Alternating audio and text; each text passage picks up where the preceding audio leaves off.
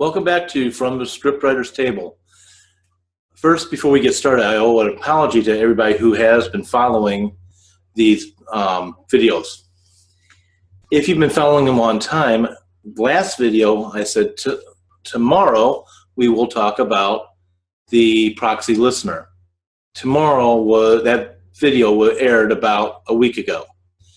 Since then, we had some technical problems with the internet connections and service providers.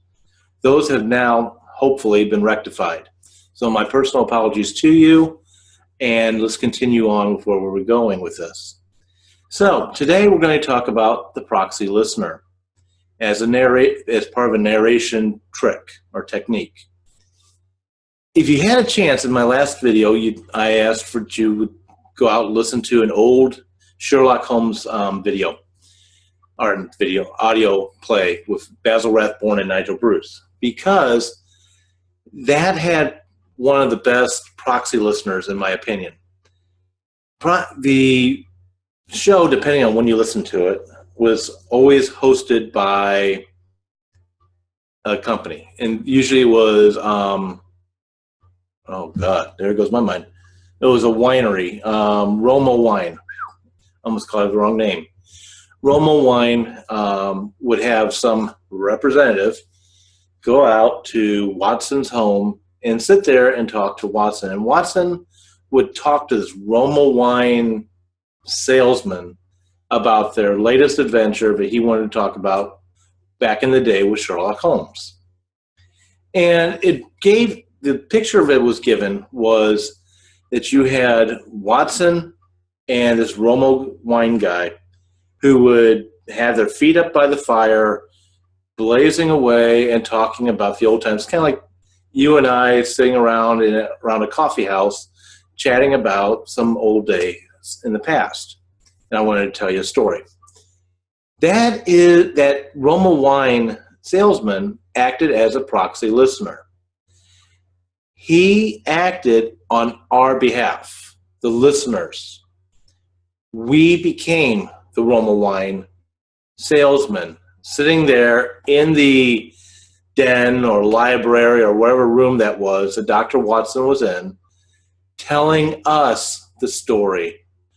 And one of the tricks with this, or one of the reasons why this technique works so well, first off, non-marketing aspect, this is writer to writer talking, is that you had the opportunity to make the listener feel like they are in the story, or at least, have you ever told a story around a campfire or barbecue pit or whatever, and everyone's engaged in that story, even though they are not physically in the story to be a part of it?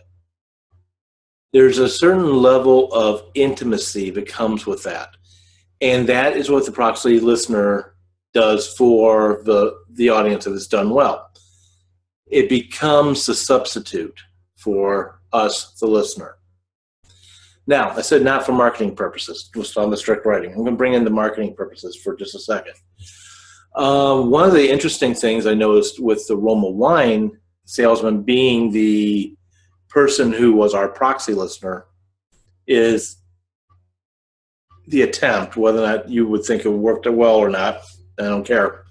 What I do care is that the attempt was that Roma Wine, who was sponsoring the Sherlock Holmes show,